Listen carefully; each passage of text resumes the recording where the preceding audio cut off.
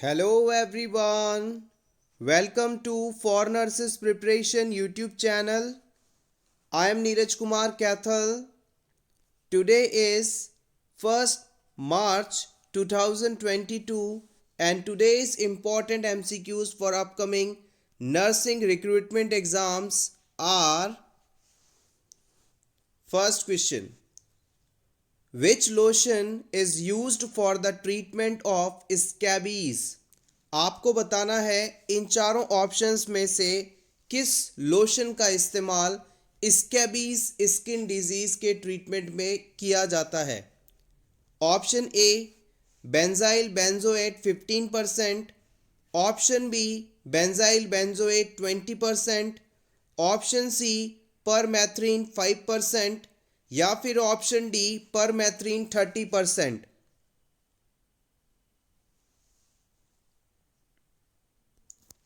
The right answer is option C.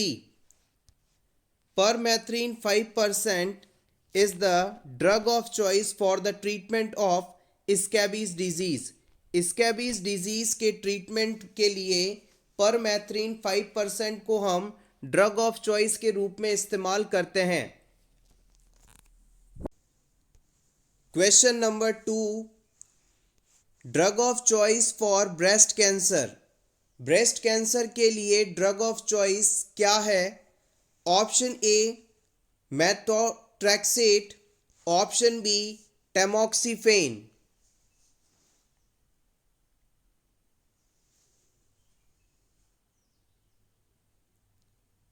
The right answer is option B. Previous exam में इस question को कई बार पूछा गया है, इंपॉर्टेंट है। Tamoxifen is the drug of choice for the treatment of breast cancer. इसके साथ ये भी याद रखिएगा, डेवलप्ड कंट्रीज में वुमेन के अंदर होने वाला सबसे ज़्यादा टाइप का कैंसर भी ब्रेस्ट कैंसर है और डेवलपिंग कंट्रीज के अंदर सबसे ज़्यादा वुमेन में होने वाला कैंसर टाइप है cervix cancer. Question number 3, which of the following diseases are related to family of coronavirus? आपको बताना है कि कोरोना वायरस फैमिली से कौन कौन से डिजीज संबंधित हैं। Option A MERS, option B SARS, option C COVID-19, option D all of the above caused by coronavirus.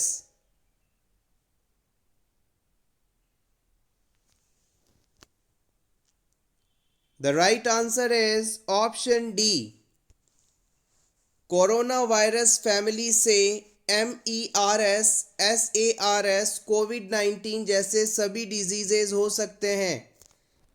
Corona virus से कुछ और पॉइंट्स भी आपसे पूछे जा सकते हैं, जैसे कि सबसे इम्पॉर्टेंट और प्रीवियसली रिसेंटली एग्जाम्स में पूछा भी गया है कि कोरोना वायरस किस प्रकार का वायरस है, क्या ये DNA वायरस है या RNA वायरस है? तो आप बताएंगे corona is a RNA virus. इसकी फैमिली का नाम है कोरोना विरिडी और इसकी सब फैमिली है ऑर्थो कोरोना विरिडी। आप चाहें तो इसका स्क्रीनशॉट ले सकते हैं। Question number 4, the advantage of breastfeeding includes the following except। Question को आप पूरा पढ़ें और अगर आखिरी में एक्सेप्ट वर्ड दिखाई देता है तो अलर्ट हो जाएं, बिकॉज इस वर्ड के आते ही क्वेश्चन का मीनिंग लगभग ऑपोजिट हो जाता है। आपको यहाँ पर बताना है कि ब्रेस्ट फीड का कौन सा एडवांटेज नहीं है। आपके ऑप्शंस हैं प्रमोशन ऑफ GI फंक्शन, यानी इससे GI फंक्शन प्रमोट नहीं होता है। फॉस्टरिंग इम्यून डिफेंस, इससे इम्यून सिस्टम स्ट्रॉन्ग बनता है। Option C nutrition imbalance, option D economic advantages. Which is not a advantage of breastfeeding? Breast feeding करवाने से कौन सा फायदा नहीं होता है?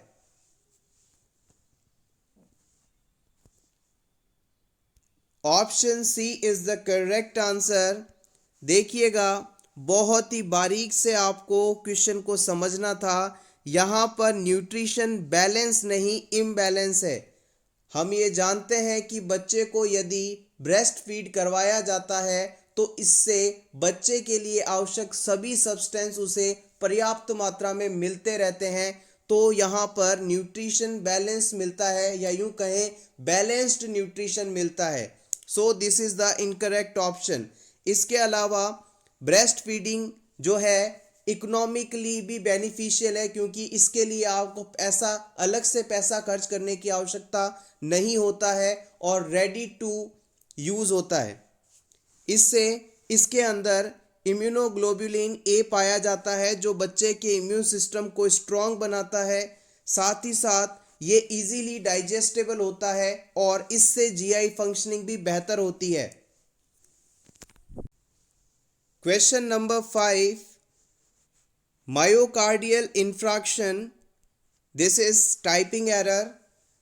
मायोकार्डियल इंफ्रैक्शन या हार्ट अटैक के केस पे कौन सी medicine as a drug of choice use की जाती है? Option A morphine sulphate, option B naloxone.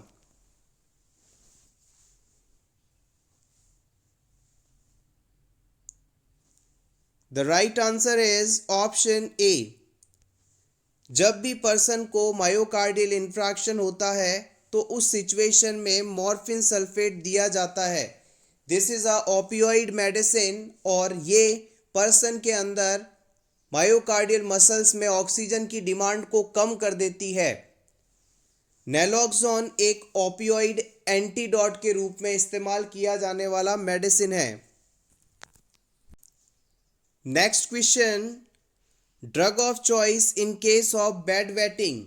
अगर किसी पर्सन को या किसी बच्चे को बेड वेटिंग जैसी फाइंडिंग है, डिजीज है, तो इसे आप कौन सी ड्रग देंगे? बेड वेटिंग को आप एन्यूरेसिस के नाम से भी जानते हैं। आपके ऑप्शंस हैं लेसिक्स और इमिप्रामिन।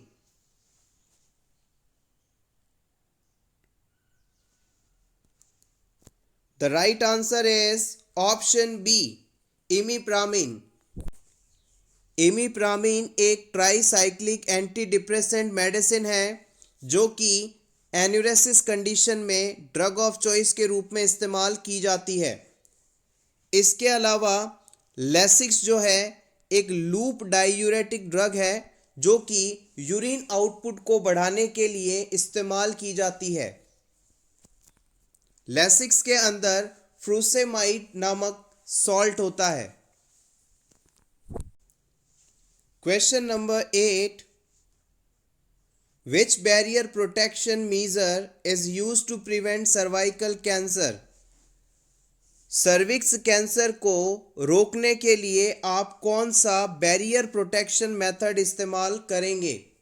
Option A copper T 380A, condom copper T 375, none of the above.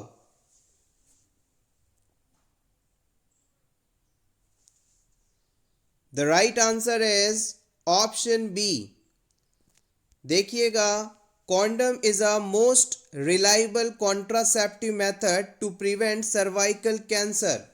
Cervix का कैंसर जो है ह्यूमन पैपिलोमा वायरस के द्वारा ट्रांसमिट होता है और ये पर्सन टू पर्सन वायरस ना फैले, इसके प्रिवेंशन के लिए हम कॉन्डम को as a barrier protection method इस्तेमाल करते हैं। Question number 9, which layer of artery contains smooth muscles? Artery की कौन सी लेयर स्मूथ मसल्स की बनी होती है? Tunica interna, tunica media, tunica alba, tunica externa. Previous exam में इसे पूछा गया है, इंपॉर्टेंट है।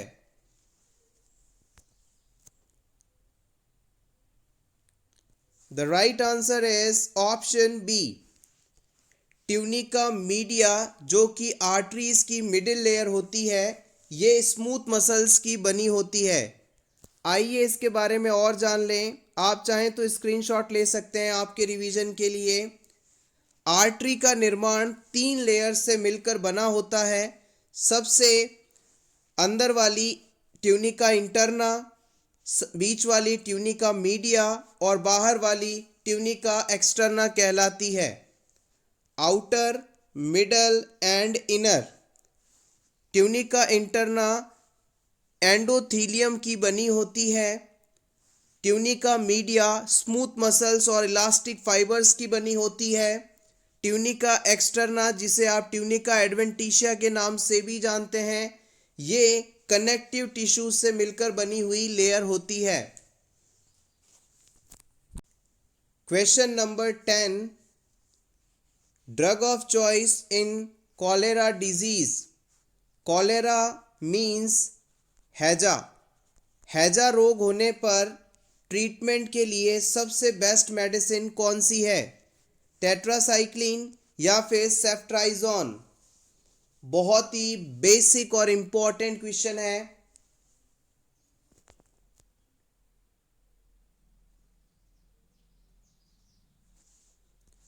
The right answer is option ए। देखिएगा, कॉलेरा डिजीज के अंदर टेट्रासाइक्लिन को आप ड्रग ऑफ चॉइस के रूप में इस्तेमाल करते हैं। और यदि आपसे पूछ लिया जाए कि टाइफॉइड डिजीज होने पर ड्रग ऑफ चॉइस कौन सी है, तो आप बताएंगे सेफ्ट्राइजोन। कॉलेरा डिजीज विब्रियो कॉलेरा नामक बैक्टीरिया से होने वाला डिजीज है और इस डिजीज के होने पर पर्सन में एक्सेसिव डायरिया देखने को मिलता है, जिसकी वजह से डिहाइड्रेशन होता है और पर्सन की डेथ हो जाती है। कॉलेरा डिजीज में वॉशर वुमेन्स हैंड और राइस वाटर स्टूल दो इंपॉर्टेंट फाइंडिंग्स देखी जाती हैं। Question number 11, the nurse is monitoring the neurological status of a client with dementia and assessing the limbic system। आप एज अ नर्स डिमेंशिया से suffering person में neurological status और limbic system का assessment कर रहे हैं। Which should the nurse assess to yield the best information about the area of functioning. इस finding वाले पेशेंट में एरिया ऑफ फंक्शनिंग के असेसमेंट के लिए किस चीज का असेसमेंट करने पर बेस्ट इंफॉर्मेशन आपको मिल सकती है? इमोशंस, जजमेंट, कॉन्शियसनेस या फिर eye movements. Person is having dementia, you are assessing the limbic system and neurological status to assess all these things, which is the target assessment point? The right answer is option A। यहाँ पर हम emotions का assessment करेंगे। आइए इसके rational को जान लें। Insight, judgement and planning are the functions of frontal lobe. अगर आप किसी पर्सन में फ्रंटल लोब फंक्शनिंग है या नहीं, इस चीज़ का असेसमेंट करना चाहते हैं, तो आप इस पर्सन की इंसाइट, जजमेंट कैपेसिटी और प्लानिंग कैपेबिलिटीज़ का असेसमेंट करेंगे। अगर वो पर्सन इनमें बेहतर है तो इसका मतलब इस पर्सन का फ्रंटल लोब प्रॉपरली काम कर रहा है। Eye movement are the under control of cranial nerves 3, 4 and 6। अगर किसी पर्सन में क्रेनियल नर्व्स की फंक्शनिंग का असेसमेंट करना है तो आप इस पर्सन से आइज़ को अलग अलग डायरेक्शन में मूव करने के लिए कहेंगे। अगर पर्सन आइज़ को प्रॉपरली मूव कर पा रहा है तो इसका मतलब है कि उसकी cranial nerve number 3, 4 and 6 is working properly. Feeling and emotions are the part of the role of limbic system. Important है, प्रीवियस एग्जाम में पूछा गया है। आपकी फीलिंग्स और आपके इमोशंस, यानी आपकी भावनाएं, आप कितने भावुक हैं, कितने इमोशनल हैं, ये सब आपका लिम्बिक सिस्टम कंट्रोल करता है। लिम्बिक सिस्टम आपके इमोशंस और फीलिंग को कंट्रोल करता है, और इसका असेसमेंट यदि आपको करना है तो आप ये चेक करेंगे कि पर्सन कितना ज़्यादा इमोशनल है। आप चाहें तो इसका स्क्रीनशॉट ले सकते हैं, इम्पॉर्टेंट है। आइए लिम्बिक सिस्टम के बारे में और जान लें। The limbic system is a part of the brain involved in our behaviour and emotional responses, especially when it comes to behaviors we need for survival, feeding, reproduction, caring for our young, and fight or flight responses. Limbic system हमारे brain का एक भाग है। ये हमारे behaviour और emotional response को cover करता है, कंट्रोल करता है। और लिम्बिक सिस्टम मुख्य रूप से उस समय एक्टिवेट होता है जब बात हमारे सर्वाइवल पर आ जाए, हमारी फीडिंग, रिप्रोडक्शन या फिर हमारे बच्चों की केयर पर आ जाए। जब कभी भी हम फाइट और फ्लाइट के रिस्पॉन्स वाली स्टेज में होते हैं, उस समय हमारा लिम्बिक सिस्टम काम कर रहा होता है। Take screenshot for your revision. The level of consciousness is controlled by reticular activating system. हमारी लेवल ऑफ कॉन्शियसनेस को RAS यानी रेटिकुलर एक्टिवेटिंग सिस्टम द्वारा कंट्रोल किया जाता है। Question number 12, a woman in labour is known as. जब कोई women labour में होती है यानी डिलीवरी के दौरान होती है तो इसे किस नाम से जाना जाता है? ग्रेविडा, पार्चुरिएंट, पैरा या फिर परपेरा?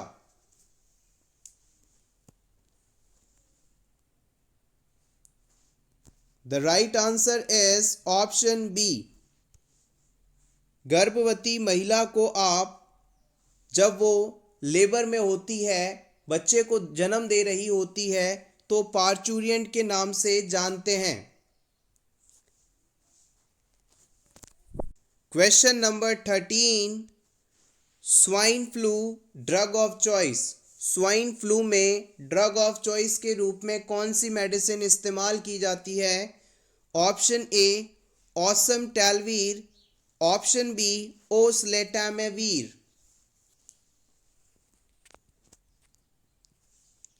The right answer is option B. Oseltamivir is a drug of choice in case of swine flu. जिस किसी भी मेडिसिन के पीछे आपको VIR लगा दिखे तो आप समझ जाइएगा कि ये एंटीवायरल मेडिसिन है, यानी वायरस के ट्रीटमेंट के लिए इस्तेमाल की जाने वाली मेडिसिन है। एंटीबायोटिक मेडिसिन्स कभी भी वायरस के अगेंस्ट काम नहीं करती।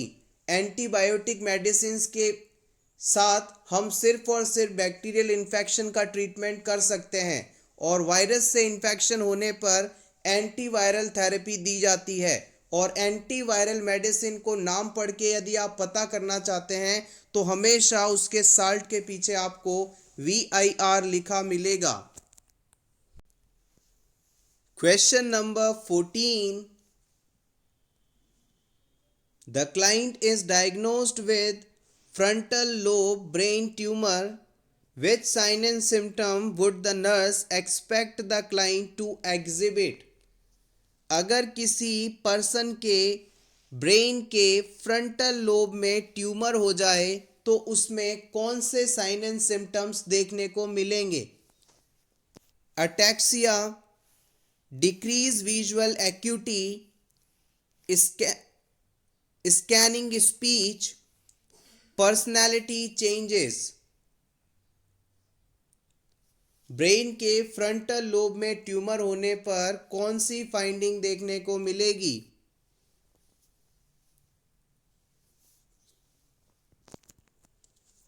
The right answer is option D. इस पर्सन में पर्सनैलिटी चेंजेस देखने को मिलेंगे। आइए इसके बारे में और जान लें। Personality changes occurs in a client with frontal lobe tumour. Brain के फ्रंटल लोब में ट्यूमर होने पर पर्सन की पर्सनैलिटी बदल जाएगी। अटैक्सिया और gate problem indicate a temporal lobe tumour. अगर टेम्पोरल लोब वाले हिस्से में ट्यूमर हो जाए तो पर्सन प्रॉपरली चल नहीं पाएगा, यानी उसे चलने में प्रॉब्लम आएगी। Decreased visual acuity is a symptom indicating papilledema, a general symptom of majority of all brain tumors, not specifically for a frontal lobe tumor.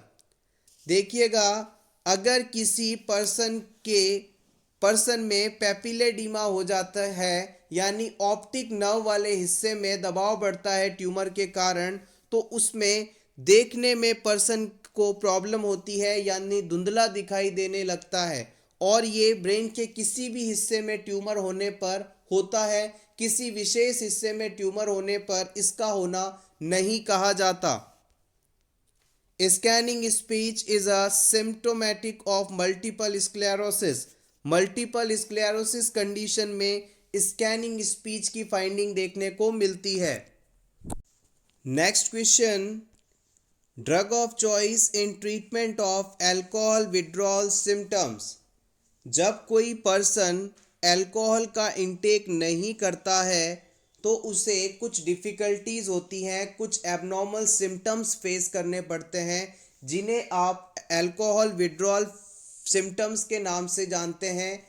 In symptoms के ट्रीटमेंट के लिए कौन सी मेडिसिन ड्रग ऑफ चॉइस के रूप में इस्तेमाल की जाती है?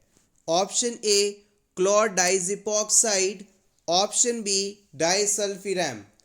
क्वेश्चन को समझिएगा और फिर अपना आंसर दीजिएगा। बहुत ही इंपॉर्टेंट क्वेश्चन है, प्रीवियस एग्जाम में भी पूछा गया है।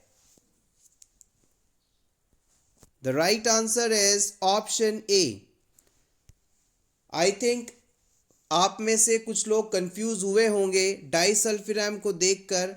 देखिएगा, डाइसल्फिरैम जो है ये एक एवर्जन थेरेपी के अंतर्गत इस्तेमाल की जाने वाली ड्रग है। एवर्जन थेरेपी क्या होती है? जब किसी पर्सन को आप किसी एडिक्टिव चीज़ को छुटाना चाहते हैं, उसका डी एडिक्शन करवाना चाहते हैं, तब उसे ये मेडिसिन दी जाती है। मान लीजिए कोई पर्सन बहुत ही ज़्यादा अल्कोहल ले रहा है और आप उससे इस अल्कोहल या शराब की लत को छुड़ाना चाहते हैं, तो आप उसे डाइसल्फिरैम मेडिसिन देंगे। इस मेडिसिन को देने के बाद अगर पर्सन अल्कोहल इंटेक करता है तो उसे सीवियरली वॉमिटिंग होगी, और इन सभी वॉमिटिंग एपिसोड्स के कारण पर्सन अल्कोहल इंटेक नहीं करता। अब मान लीजिए पर्सन ने अल्कोहल लेना बंद कर दिया और उसे कुछ विड्रॉल सिम्टम्स आ रहे हैं, तो इनके ट्रीटमेंट के लिए आप क्लोरडाइजिपोक्साइड नामक मेडिसिन का इस्तेमाल करेंगे। होपफुली इन दोनों मेडिसिन का इस्तेमाल अब आपको क्लियर हो गया होगा, दोनों ही इंपॉर्टेंट हैं। Next question, in which year India was declared polio free. किस वर्ष इंडिया को पोलियो फ्री डिक्लेयर किया गया? 2011, 12, 13 या 14 में?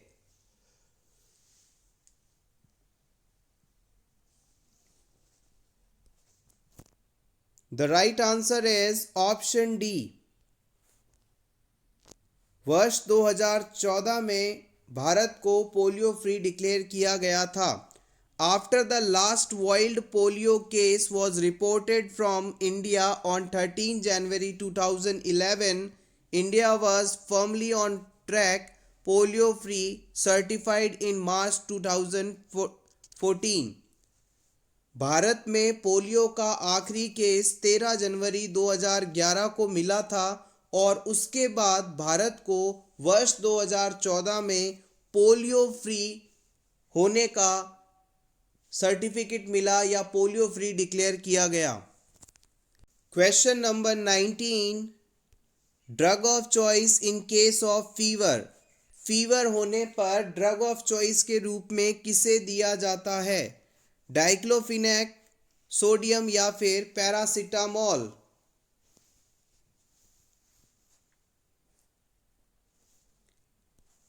The right answer is option B. Fever में ड्रग ऑफ चॉइस है पैरासीटामोल। फीवर हमारे बॉडी की एक प्रोटेक्टिव मैकेनिज्म है। पैरासीटामोल को आप एसिटामिनोफेन के नाम से भी जानते हैं और एन एसिटाइल सिस्टीन इसका एंटीडोट है। डाइक्लोफिनेक सोडियम एक पेन किलर के रूप में इस्तेमाल की जाने वाली मेडिसिन है। Question number 20, spread of malignant cells from one part to another part of body is known as। हमारे बॉडी में मैलिग्नेंट सेल्स यानी कैंसर सेल्स का एक हिस्से से दूसरे हिस्से तक या यूं कहें एक ऑर्गन से दूसरे ऑर्गन तक पहुंचना क्या कहलाता है?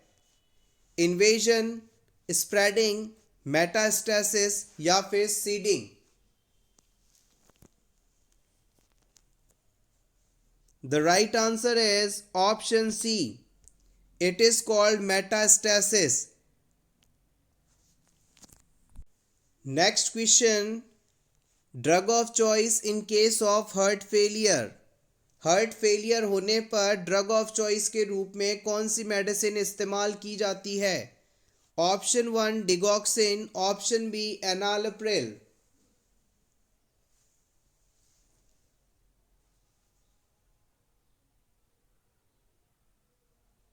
The right answer is option A. Heart failure होने पर हम डिगॉक्सिन को as a drug of choice इस्तेमाल करते हैं। हार्ट फेलियर का मतलब है हमारे हार्ट का बॉडी की डिमांड के अकॉर्डिंग बॉडी में ब्लड सप्लाई ना कर पाना, आवश्यकता से कम ब्लड को पंप कर पाना हार्ट फेलियर कहलाता है। Question number 23, priority nursing action while caring for a terminally ill patient। किसी टर्मिनली इल पेशेंट में प्रायोरिटी नर्सिंग एक्शन क्या होना चाहिए? टर्मिनली इल पेशेंट का मतलब है ऐसा पेशेंट जिसकी डेथ होना निश्चित है, वो कुछ ही समय में डेथ कर जाएगा, इसे हम बचा नहीं सकते। ऐसे पर्सन के अंदर प्रायोरिटी नर्सिंग एक्शन क्या होगा?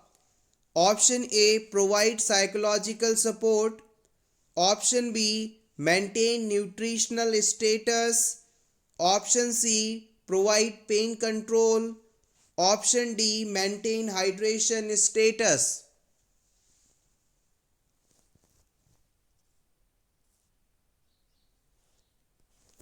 The right answer is option C.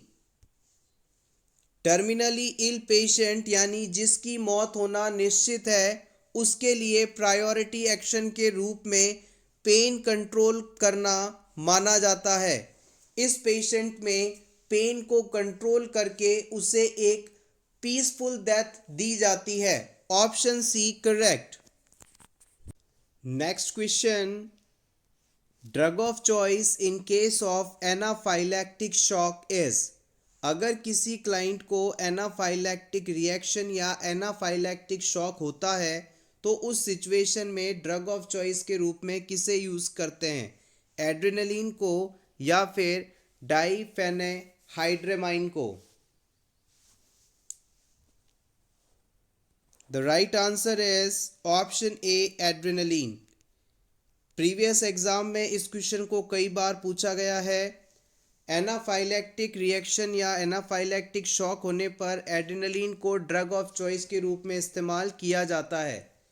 Anaphylactic shock basically ऐसी कंडीशन है जिसमें हमारी बॉडी किसी एलर्जन सब्सटेंस या फॉरेन सब्सटेंस कह सकते हैं, बी स्टिंग्स कह सकते हैं, उसके संपर्क में आए और बॉडी की प्रोटेक्टिव मैकेनिज्म बहुत ही ज़्यादा हाइपर स्टेट में एक्टिवेट हो जाए तो उस कंडीशन को आप एनाफाइलैक्टिक रिएक्शन कहेंगे और यहाँ पर एड्रेनलिन का इस्तेमाल इम्पॉर्टेंटली किया जाता है। Question number 27, you are providing care for a tuberculosis patient and the patient says to you that having difficulty in hearing. Being a nurse, you understand that this response is related to. किसी TB patient को आप treatment दे रहे हैं और ये patient आपसे कहता है कि उसे कम सुनाई देने लगा है, यानी हियरिंग डिफ़िकल्टी हो रही है, तो हम जानते हैं कि टीबी पेशेंट को इस मेडिसिन से हियरिंग डिफ़िकल्टी हो सकती है। वो मेडिसिन है स्ट्रेप्टोमाइसिन या पायरेजिनेमाइड या आइसोनियाजिड या फिर इथाम्ब्यूटोल।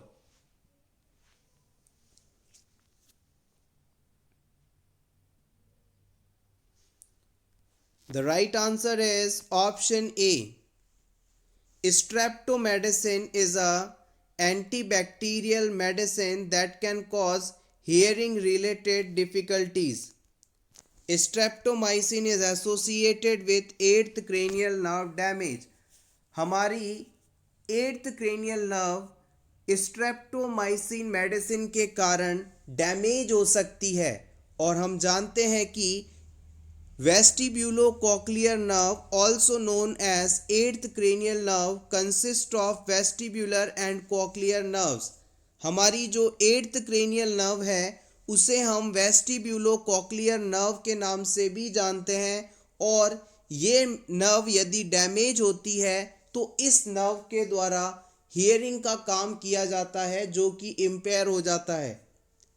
वेस्टिब्यूलोकॉक्लियर नर्व में वेस्टिब्यूलर और कॉक्लियर दो पार्ट्स होते हैं। Vestibular nerve is primary responsible for maintaining body balance and eye movement while the cochlear nerve is responsible for hearing. हमारी 8th cranial nerve का जो वेस्टिब्यूलर वाला पार्ट है ये बॉडी को बैलेंस करता है, साथ ही साथ आई मूवमेंट्स के लिए रेस्पॉन्सिबल माना जाता है, जबकि कॉक्लियर नर्व वाला जो हिस्सा है वो सुनने के लिए इम्पॉर्टेंट है, यानी हियरिंग से संबंधित होता है। अगर ये नर्व डैमेज होती है तो इससे पर्सन का बॉडी बैलेंस और हियरिंग दोनों ही इम्पेयर हो सकता है। आप चाहें तो इसका स्क्रीनशॉट ले सकते हैं, इंपॉर्टेंट है। Vestibulocochlear nerve.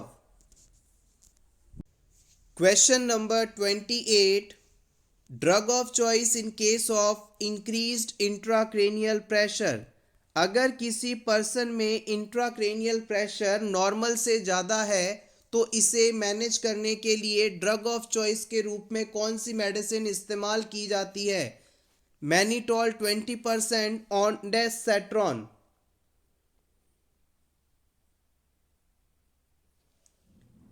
The right answer is option A, mannitol 20%। Mannitol एक ऑस्मोटिक डायूरेटिक मेडिसिन है और इंक्रीज्ड आईसीपी वाले पेशेंट में इसे रैपिडली इन्फ्यूज़ किया जाता है। आईसीपी बढ़ने का एक सबसे बड़ा कारण है कि सीएसएफ का एक्सेसिव प्रोडक्शन या फिर सीएसएफ का ड्रेनेज प्रॉपर नहीं हो पा रहा हो। नॉर्मल इंट्राक्रेनियल प्रेशर 5 to 15 के बीच होना चाहिए। Ondansetron is a drug of choice in chemotherapy induced vomiting.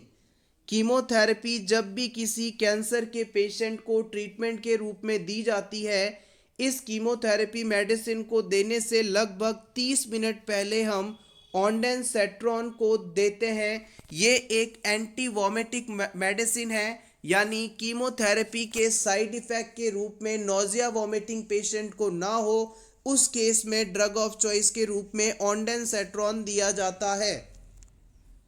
Next question, another name for serum hepatitis is. Serum hepatitis को आप और किस नाम से जानते हैं? Hepatitis A, hepatitis B, hepatitis C, hepatitis E.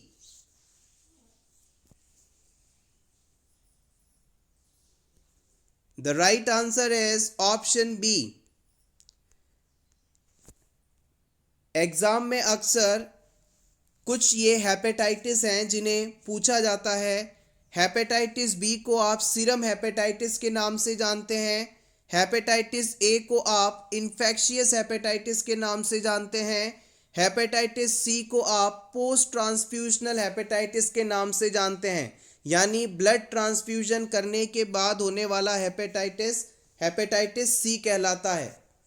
Hepatitis A और हेपेटाइटिस ई ऐसे हेपेटाइटिस हैं जो कि फीको ओरल रूट से ट्रांसमिट होते हैं।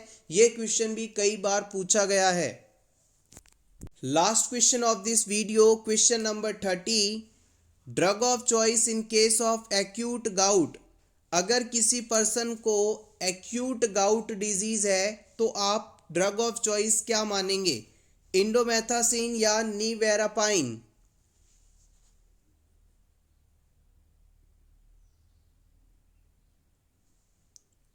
The right answer is option A.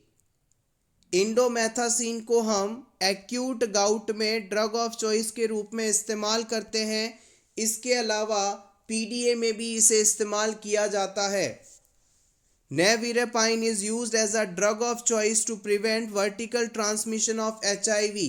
Pregnancy के दौरान, डिलीवरी के दौरान माँ से बच्चे में एचआईवी डिजीज ट्रांसमिट ना हो जाए, इसके ट्रांसमिशन यानी वर्टिकल ट्रांसमिशन को रोकने के लिए नेविरेपाइन को हम ड्रग ऑफ चॉइस के रूप में इस्तेमाल करते हैं। आप चाहें तो अपने रिवीजन के लिए इसका स्क्रीनशॉट ले सकते हैं, इम्पॉर्टेंट है। Thank you so much everyone for watching this complete video. अगर आपको आज की क्लास अच्छी लगी हो तो प्लीज़ वीडियो को लाइक कर दीजिएगा। इसी तरह के और वीडियोस देखने के लिए for nurses preparation YouTube channel को आप सब्सक्राइब भी कर सकते हैं। Best of luck.